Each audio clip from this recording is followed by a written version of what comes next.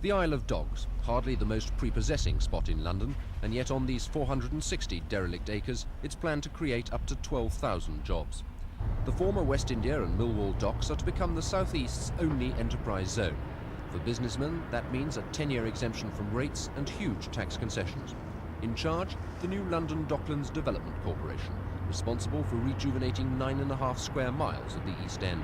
And in spite of the recession, staff here have been dealing with a steady stream of inquiries from firms only too anxious to go to the dogs.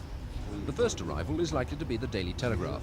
Demolition men have already begun clearing a site for a new printing press. And although the corporation admit that this is job shifting from Fleet Street rather than job creation, they're confident the new works will attract ancillary businesses.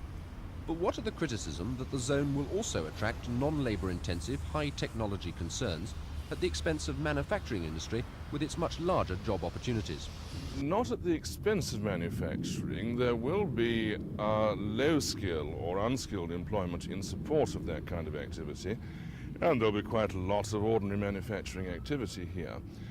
But the higher technology that's coming in is jobs for these people's children.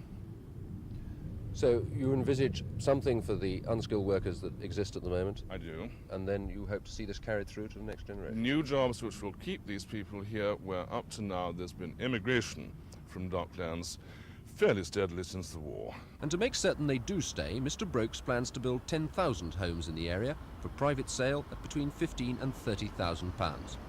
The corporation's thinking is quite simple. Down will come the vast empty cargo terminals, and up will go brand new factory units, irresistible to those new high-tech concerns presently forced out of London by crippling rates and lack of worker accommodation. Dockers' sons and grandsons will become white-coated workers in robotics and microelectronics, and they'll live where they've always lived, in the East End, in corporation-built homes which their high-grade salaries will allow them to buy rather than rent. It's quite a dream. Only time will tell if it'll ever become reality. Stephen Chambers on the Isle of Dogs for Thames News.